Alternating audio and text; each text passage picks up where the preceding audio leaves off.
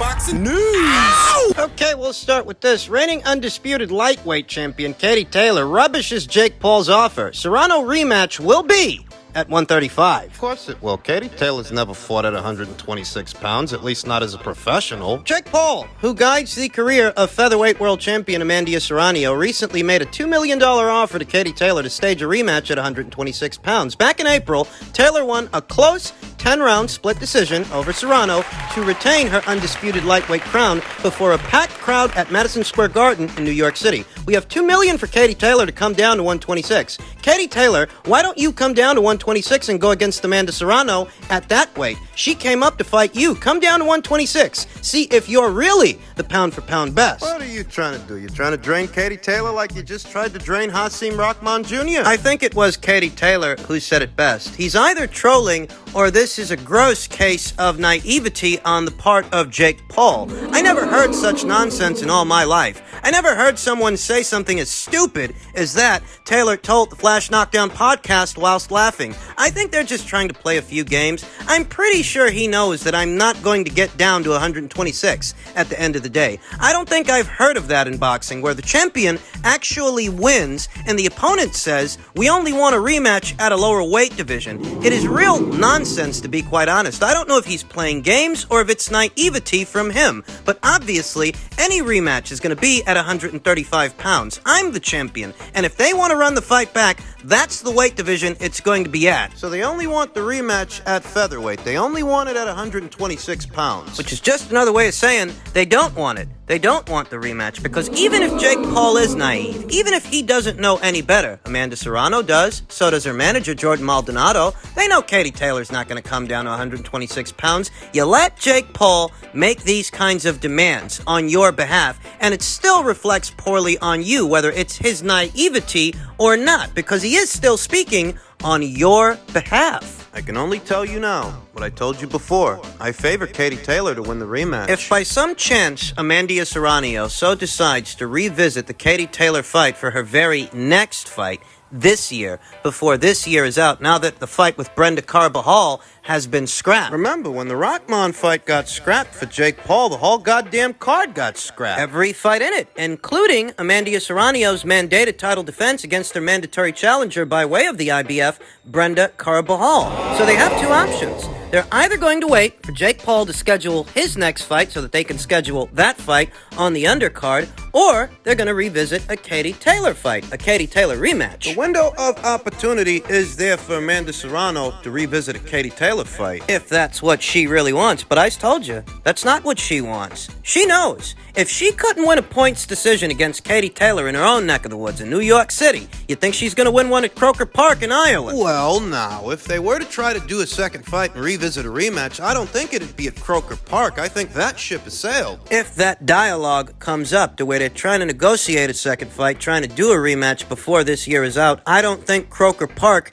is available. Not anymore. But I do think the Taylor people are receptive to a rematch because Chantel Cameron's not available. Neither is Jessica McCaskill. It's my understanding that Chantel Cameron and Jessica McCaskill are set to meet later on this year in the fall. At 140 pounds on the undercard of WBA-Bivol's next fight. Just a rumor I heard floating out there in the boxing cosmos, and if I go by that rumor, if that rumor checks out, well, that means neither Chantel Cameron or Jessica McCaskill are available to take on Katie Taylor. There were rumors of a potential Taylor versus Chris Cyborg crossover fight, but we now know that Chris Cyborg is She's set to make her debut as a pro boxer in her native Brazil against her countrywoman Simone de Silva. That's set to go down next month, late next month. You know what that means?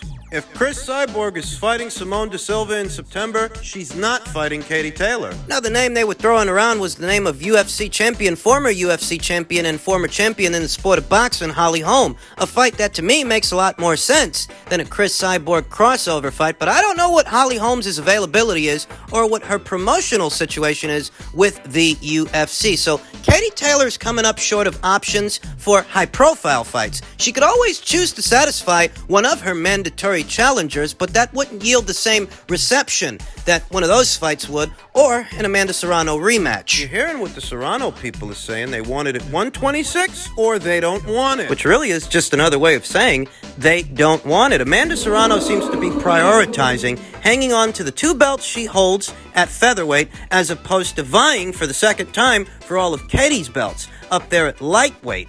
Brenda Carabajal's a mandatory challenger, so maybe if she goes after Katie, she loses the blue belt at 126. Maybe what Team Serrano are telling themselves is, why sacrifice the blue belt to a fighter we know we can beat to go up there to take on Katie Taylor for a second time, who we don't know if we can beat in a rematch situation. I'm not saying she didn't come close the first time out. I'm just saying that Katie Taylor will have those experiences to draw from in a second fight. Just being honest, the way that the Serrano people are handling this doesn't exactly communicate confidence, now does it? So it's the same as it always was. In men's light heavyweight news, I'm sure most of you have heard by now that the WBA Championships Committee ratified the mandatory fight between light heavyweight champion WBA-Bivol and his mandatory challenger Gilberto Ramirez. We know that what Eddie Hearn wanted was to petition for an exemption to the mandatory so that Dimitri could take on his boy, Joshua Buatsi. But the WBA will have none of it. We know by now Matchroom ain't got the relationship with the WBA that, say, the PBC has with the WBA. They're not about to do Eddie Hearn or any Matchroom fighters any favors. I mean, think about it. The situation between Leo Santa Cruz and Leigh Wood. The proposed split for that fight, 75-25 in favor of Leo Santa Cruz. Such a lopsided split that Leigh Wood doesn't stand to make much of anything taking on Leo Santa Cruz, WBA title or no WBA title. And never mind that they've given Leo Santa Cruz an unusually long grace period away from the featherweight division whilst allowing him to keep the full title there, the full WBA featherweight title. He hasn't boxed as a featherweight in 3.5 years. Some would call that partial treatment. Most do. You're riding Dimitri-Bivol's ass to satisfy a mandatory at 175 pounds, and you're just now getting around to ordering a mandatory for Leo Santa Cruz, who hasn't boxed as a featherweight in 3.5 years. That's 3.5 years. He didn't satisfy a mandatory for you guys. Not as a featherweight. After receiving a request for a special permission to fight Joshua Buatsi from the champion, and after an extensive study of the same, the WBA denied such permission. So Bivol and Ramirez will have until August 10th, as originally planned, to reach an agreement, or the fight will go to a purse bid. Isn't today the 10th? Well, it might be, depending on when I decide to upload this video. One question that's been on my mind ever since this fight was mandated is, who's going to do the show? Is it going to be a Golden Boy promotion show by way of DAZN, or a Matchroom show by way of DAZN? Because Matchroom does seem to have more resources and a bigger budget than Golden Boy Promotions does, though they both deal. Their broadcast partners DAZN, both of them. Sure that an amicable solution can be reached by both teams, both parties, because we're not necessarily talking about competing platforms, even if they are in some ways competing promotional outfits. Wouldn't be at all surprised to hear later on today or tomorrow that an extension to the purse bid. Wouldn't be at all surprised to hear that they want a little bit more time to negotiate amongst themselves, because the WBA is just now coming to this decision. They may need a little bit more time to negotiate amongst themselves, so maybe the deadline for the purse bid gets pushed back. As stated, I think this decision by way of the WBA highlights what I've been telling you. Matchroom don't have the relationship with them that, say, the PBC might have with them. They don't seem to be doing Matchroom any favors, though in truth, I like the fight. I like Bivol versus Ramirez a lot better than I like Bivol versus Buatsi. They're both great fights, don't get me wrong, but one fight does seem a little bit more intriguing than the other, because Zurdo Ramirez is a more experienced fighter and a former champion, still unbeaten, like Joshua Buatsi's unbeaten, with all the experiences that Joshua Buatsi doesn't have. I mean, this ain't bad news. It's not bad news that we might get Bivol versus Ramirez in the fall. That's a good fight. Just a few days ago, I was hearing rumors and rumblings of a potential Bivol versus Buatsi fight in the Middle East, somewhere over there in Dubai or Abu Dhabi. That Chantel Cameron versus Jessica McCaskill was set to be on the undercard. I don't know if this mandate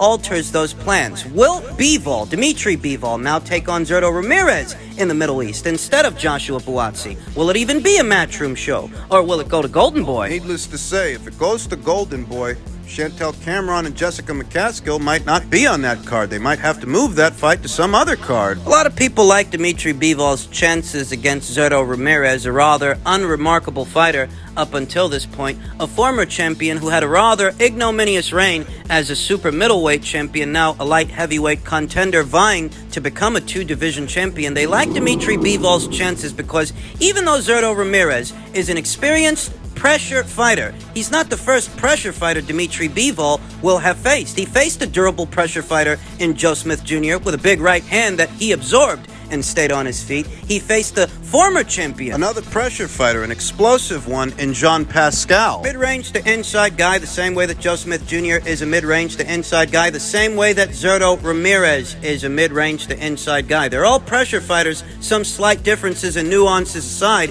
That's what they are. That's what their base styles are. What Zurdo Ramirez's base style is, he's a mid-range to inside pressure fighter, a volume puncher, a southpaw who likes to crowd the man opposite the ring. The same can be said for Joe Smith Jr. and Jean Pascal. They have some slight differences. There are some slight nuances when it comes to all three of these fighters, but the one thing they do have in common is they like to apply pressure. They like to crowd the man opposite the ring, and that's what Zurdo Ramirez will likely aspire to do with a finesse fighting kind of cerebral fighter in Dimitri Bivol. But Dimitri Bivol is not in unfamiliar territory. He's fought this kind of guy before. I will say that Zurdo Ramirez is somewhat more put together than a Joe Smith Jr. Zurdo Ramirez is in his prime. He currently is, as opposed to Jean Pascal, who is still a formidable fighter, still a very formidable fighter when Dimitri Bivol fought him, but he wasn't at his peak. He wasn't at his prime. No, but that victory aged very well. He went on to give Marcus Brown his first professional loss. Beat Badu Jack by way of a points decision, gave Marcus Brown his first professional loss. More recently,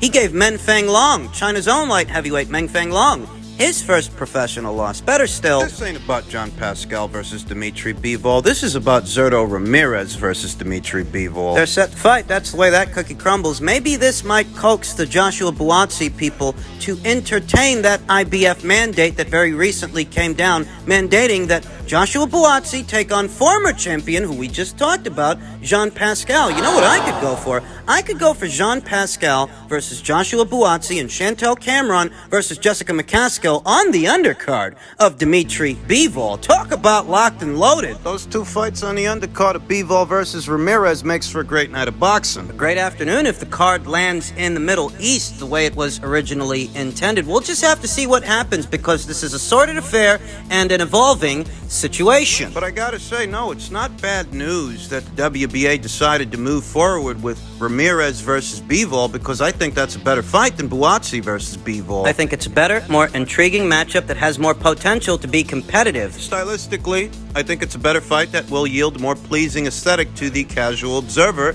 and I'm looking forward to it. And finally, in men's bantamweight and super flyweight news, an intriguing story. Former champion Nonito Donaire won't retire. Plans to move to 115 pounds for Chocolatito Gonzalez or Kazuto Ioka next. No, he doesn't plan to retire. Instead, he's yet again looking to do something bold. Said he wants to move down to 115 pounds at age 40 in search of a world title in a fifth weight class. Donaire has two main targets in the current WBO title holder, Kazuto Ioka, and fellow legend Chocolatito Gonzalez. It's a really good fight with Chocolatito, and people are saying it would be legend versus legend. Donaire said through Probellum. It's a big fight, but I do like the Ioka fight as well, because I want to get that title and become a 5-division champion, and then move back up to 118 pounds and go for the undisputed. The undisputed crown once everything else is open and I get another opportunity for it. He wants to fight Inoue for a third time? Well, I mean, I don't think people are giving Paul Butler much chance of beating Inoue, so he'd have to be talking about him. While the move down to 115 pounds may seem crazy, remember that Nonito coming back down to 118 in 2018 seems so too, and it worked out pretty damn well. He says it's a move he was considering even before the Inoue rematch. Before the fight with Inoue, Richard Schaefer and I talked about going down to 115 pounds, Donaire said. Making the weight was very simple for me, and I made it quickly. I even made 117 before stepping on the scales. Richard and I were talking with Ioka's people, Mr. Honda, and he is talking to Chocolatito as well. It's exciting. There are a lot of things to look forward to. A lot of people will doubt Donaire's ability to succeed with this idea, and I also fully understand the reasons why. He's 40. He hasn't hasn't fought under 118 pounds since 2010. Some will also point out he was, stopped in 2 by Donaire. I don't doubt the earnestness of Nonito Donaire's ambitions. I remember when the World Boxing Super Series kicked off in the bantamweight division and how most people weren't giving Nonito Donaire much chance of making it through the end. But he made it past Ryan Burnett. In what seemed like a happy turn of chance, a happy turn of circumstance, or happenstance, He made it to the end. He made it to the final round of the World Boxing Super Series opposite the ring, the monster, opposite the ring, Naoya Inoue. And he gave Naoya a bigger and better fight, a harder fight than anyone anticipated. Nobody figured ahead of that thing that Nonito Donaire would hear the final bell, let alone that he would turn out to be Naoya Inoue's toughest test to date. But that's what he was. And after that, he rebounded. He found himself opposite the ring, unbeaten WBC bantamweight champion Nordine Bali, and he beat the brakes off that guy, successfully defended the title against unbeaten Raymar Caballo afterwards. So in a nutshell, no, I don't doubt the earnestness of Nonito Donaire's ambitions. He's already had rather ambitious career, a 4-division champion. I don't doubt the earnestness of his ambitions. I doubt that those windows of opportunity are all open. I think this is a situation where Nonito's reach exceeds his grasp. Currently, Chocolatito is being tabbed to face Juan Francisco Estrada at the end of this year. Kazuto Ioka, this division's WBO champion, he successfully defended his WBO title against mandatory challenger Donnie Nietes and avenged the loss. Avenged the contentious decision loss from some years ago this year. He avenged that loss to Donnie Nietes in one-sided fashion this year, won a decision, successfully defending his WBO title. If there is a champion in the super flyweight division available for Nonito Donaire to fight, it would have to be Kazuto Ioka. As this division's newly crowned IBF champion, Fernando Martinez, he's supposed to be fighting Jerwin Ancajas for a second time. Chocolatito's waiting on a Juan Francisco Estrada trilogy. Pam Rodriguez, this division's WBC champion, is set to be fighting on the undercard of Canelo Alvarez versus Gennady Golovkin 3. Really only seems to be one champion available for Nonito Donaire to fight. There's a question as to whether or not Kazuto Ioka is receptive to such a fight, to such a match. Let's see if he is.